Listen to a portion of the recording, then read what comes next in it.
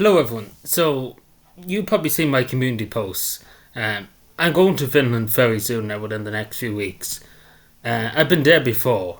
Finnish people are great people. They're really nice people. They're very resolved people.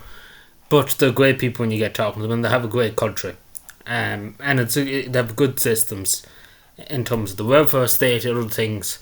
Things for a long time in Finland actually worked, and you can see why they're the happiest country in the world for a long, long time, because things actually did work and society functioned compared to the rest of the Western world. And public trust was very high in governments compared to the Finnish government for a long, long time. Compared to other countries like Ireland and stuff, there's never really been trust in the government. But in Finland, trust is a big thing. And unfortunately, the last 2 years, a certain woman has gone around with sitters and eviscerated, obliterated, may I say that. Now, obviously, the elections didn't go too well for them. Wika, our good friend Wika Poco, she's not doing too well at the moment. She's cutting everything. But unfortunately, the cuts have come to this. Unfortunately, again, they've done a lot of horrible things. And again, I used the word that Sanna Marin described, the true Finns, the National Coalition Party. It's cold. And unfortunately, this is the reality. It's just cold. It's inhuman what they're doing.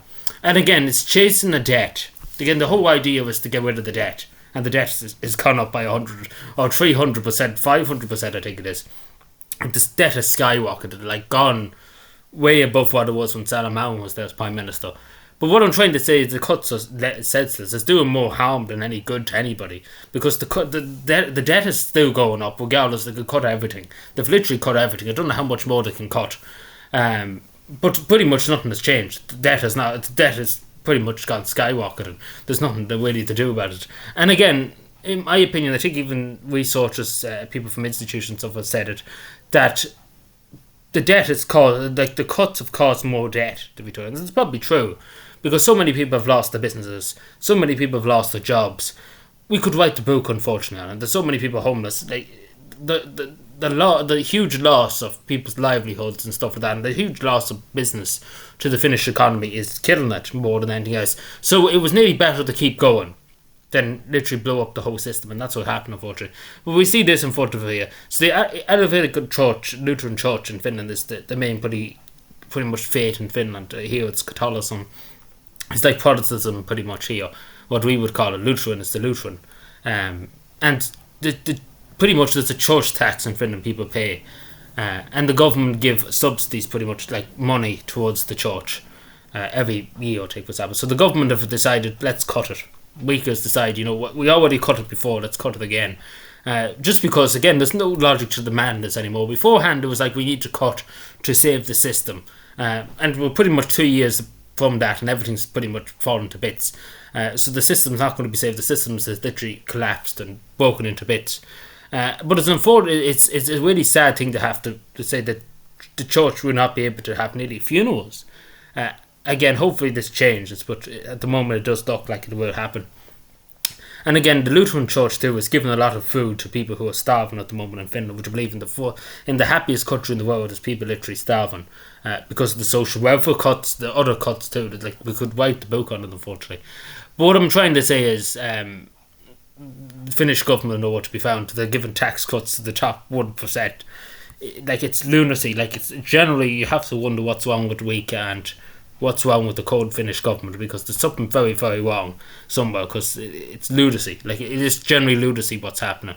And for no goal, like, I wouldn't mind if there was an end or there was some kind of change. Nothing has changed. The debt is still going up. It's not gone down. And it doesn't look like it's ever probably going to go down at this stage, unfortunately, because it's just total madness. Like, there's no really goal. There's no really end goal. When do you say stop? That's the thing. There's no really end goal. It's just keep going. That's the last 2 years has been, and then if somebody asks questions, shout them down. That's pretty much what's been happening. The state has cut, nearly 20 million euro at the beginning of 2025. Now they're proposing, I think it was 10 million euro in cuts. It's insane. And again, the church unfortunately can't deal with this because there's not enough money to pay for funerals and stuff like that. And it's really, really sad thing. So I don't know what this means. So hopefully they change their mind, but I don't know.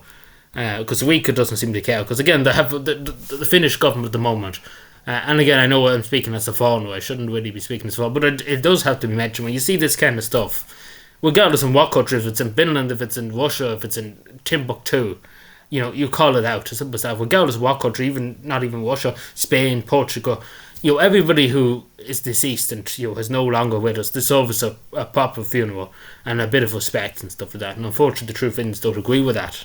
They don't like the living, they don't like the dead, they don't like anybody, to be totally honest. So, but hopefully they will force this. Hopefully, please God, they do.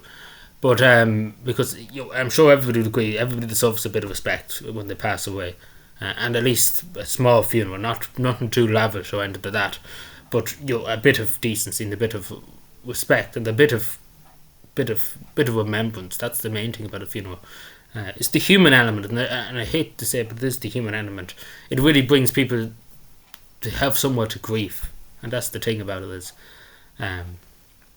It's such a sad thing to have to see, and it's such a sad thing to have to see. Again, I was in Finland before. I was always very fond of Finland growing up. I read a lot about Finland, about different things to do with the welfare state, about different things, the crime statistics in Finland and stuff like that. How it's very safe, people can walk the streets, etc., etc. The education system, particularly, the list goes on. But Finland used to be a country that things worked. And people were happy, and unfortunately I don't know. I was there last year. I don't know would people be happy now, because Finnish people are very resilient. If this was now, to be riots on the street by now. Like Finnish people are very, very resilient. They have sisu, which is pretty much determination. Like Finnish people are very determined. I know a few Finnish people and stuff. They're very determined people. They're not give up easy. Pretty much what I'm saying. It's the same during the war, the continuation war. They were not give up. They will continue fighting. If you put a wall in front of them, they're going to keep going through the wall until they get where they need to go. And that's the Finnish people. They're not going to give up. But it's such a sad thing to see this. And I would say it if it was in Brazil, if I say it's in any other country, it's of my belief that anybody who passes away should have a right to a funeral, even if it's just a small funeral, nothing too fancy. But just a funeral. It's not much to ask. It's the least you can do for somebody who has lived their life, to the fullest extent, and it's important to celebrate. And I know it's a word some people wouldn't use the word celebrate, but to celebrate the person's life and to remember them. And I think a funeral is a good thing to have for that. And I think it does take away a lot from society, from people too. That grieving process, to take that away if they do go ahead with this, will leave a lot of people broken. And that's the thing. We've seen this during the pandemic too here in this country, in Ireland. The people were broken. They couldn't go into churches and stuff for funerals. There was only 2 or 3 people allowed to go into funerals. And people are still broken. There's families still broken over that, not having to say that final goodbye and stuff like that. Like it tug at your heart. It really would tug at your heart for the rest of your life. And it's more, you have to look at it too, because it's important to say. But anyway, let me know what you take. Hopefully they go back in this, but again, the current Finnish government just don't care. They don't seem to care about anybody, unfortunately. And it's a sad thing to say, but again, the Western world's getting like that, unfortunately. But the Finnish government, the true Finns are the second party in government. It's supposed to be true Finns for the Finns. I don't know about the Finns in this case. And again, I'm not a Finnish person, not a Finnish citizen, I'm an Irish citizen, an Irish person, but I'm speaking as a human being. As a Christian, as a person who believes that everybody who passes away deserves a proper funeral. And that's where I'm coming from. And that's the belief I'm coming from. And again, I know I'm not in Finland, I don't pay tax in Finland and stuff. But I still would think it's important as a Christian, as a believer in God, to speak out. And again, this is the thing. To speak out against tyranny and to speak out against injustice in the world. Because only if we say nothing, it will happen more and more frequently. It's only by taking a stand and standing up that you achieve something. And it's important to fight for people who can't fight for you. Thank you.